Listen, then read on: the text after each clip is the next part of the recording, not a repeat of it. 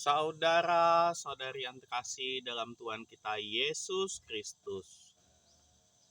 Kira-kira apa yang ada di benak Bapak Ibu atau apa yang diingat dari Bapak Ibu saat membaca atau mendengarkan bacaan Injil minggu ini? Ya, kita pasti akan mengingat anak-anak kita. Buat yang belum punya anak, pasti kita jadi ingat masa kecil kita, atau kita akan membayangkan masa depan kita kalau kita sudah mempunyai anak. Saat kita disuruh untuk membeli garam atau gula di warung, ada anak yang iya aja disuruh tapi tidak melakukannya karena asik main HP. Tapi ada anak yang tidak mau, tapi tiba-tiba dengan inisiatifnya dia membeli garam atau gula di warung. Dan biasanya kalau ada kembalian, anak ini dengan inisiatif juga mengambil kembaliannya untuk memberi permen atau lainnya. Bapak Ibu, sebenarnya bukan cuma dua itu aja tipe-tipe anak yang biasa kita suruh, tapi ada 4 tipe. Yang pertama, ada anak yang kalau disuruh pasti langsung melakukannya. Biasanya itu disebut anak yang penurut. Yang kedua, seperti bacaan Injil tadi, ada anak yang disuruh bilang iya aja, tapi tidak melakukannya. Itu biasanya anak yang ngomong doang atau bacot. Yang ketiga, seperti tadi juga ada anak yang tidak mau, tapi melakukannya juga. Ini sebenarnya anak yang kita benci, tapi suatu saat nanti akan jadi anak yang paling kita harapkan. Yang keempat adalah anak yang tiap disuruh, dia juga tidak mau melakukannya. Anak ini biasa disebut anak pembangkang. Dari 4 tipe itu, tentu saja yang paling kita sukai adalah tipe anak yang penurut. Masalahnya, emang masih ada anak penurut saat ini. Karena biasanya anak itu melakukan sesuatu menurut kalau diiming-imingi sesuatu. Pasti ada hadiah atau ancaman, bahkan ada hukumannya kalau tidak mau melakukannya. Akhirnya anak itu mau melakukannya.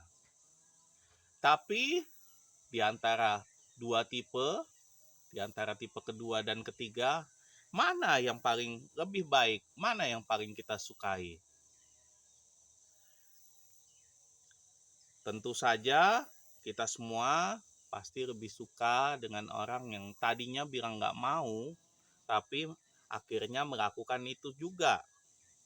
Begitupun bacaan Injil hari ini, saat Yesus bertanya, manakah di antara kedua orang anak itu yang melakukan kehendak ayahnya?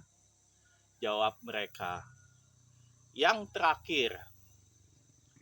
Semua pasti sepakat memilih anak itu. Karena semua setuju, lebih penting perbuatan daripada perkataan. Karena buat apa kata-kata manis atau janji-janji manis kalau pelaksanaannya nol, sama saja bohong. Begitupun dengan bacaan Injil hari ini. Yesus menyamakan anak-anak yang pertama itu seperti imam-imam tua atau tua-tua bangsa Yahudi. Sedangkan anak yang kedua itu dia umpamakan seperti pemungut-pemungut cukai dan para pelacur yang nantinya akan bertobat. Dan tentu janji Yesus adalah para pemungut cukai dan pelacur itu akan mendahului kita masuk ke dalam kerajaan surga. Kalau mereka mau percaya, bertobat, dan kembali ke jalan yang benar. Nah, itu dari sisi bapak atau ibu, atau dari sisi orang tuanya. Bagaimana dari sisi anaknya? Apakah ada anak yang pada dasarnya pemberontak, pembangkang? Saya percaya tidak ada anak yang tidak ingin mengacuhkan perintah orang tuanya. Yang saya percaya, buah jatuh gak jauh dari pohonnya. Jadi kalau anak itu keras kepala, suka melawan orang tua, jangan-jangan kita sendirilah yang dulunya suka melawan orang tua.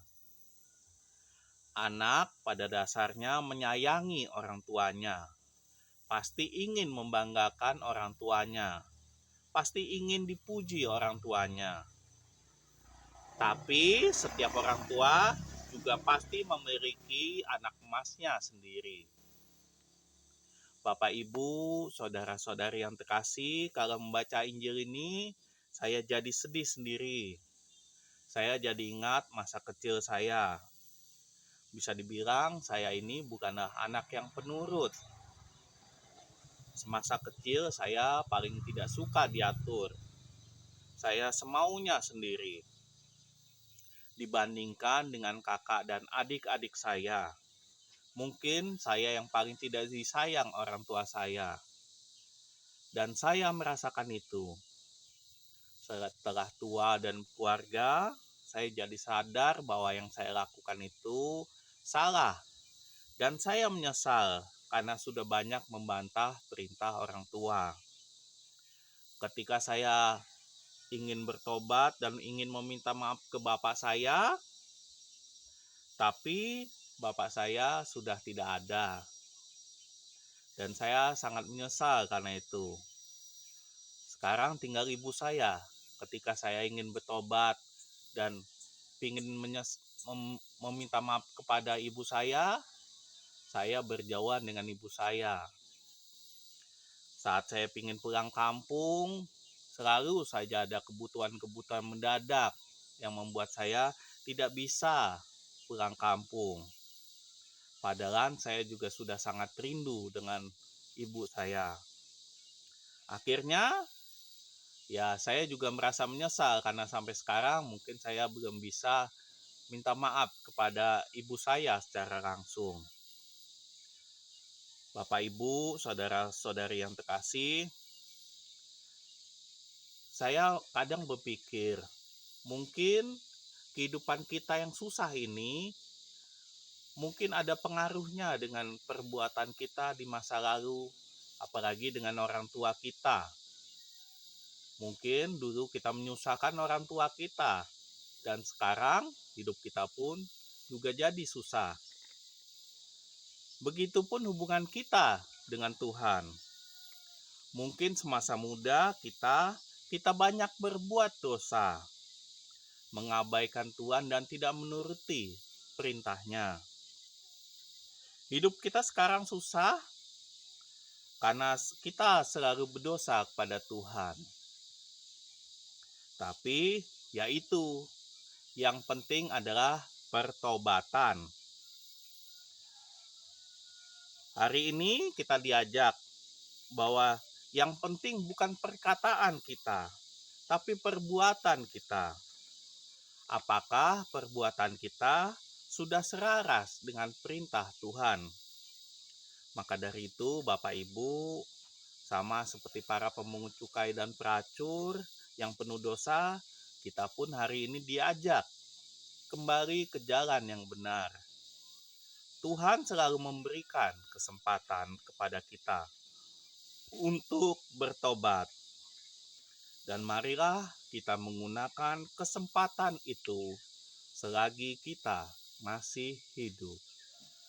Marilah kita hening sejenak, marilah kita merenung.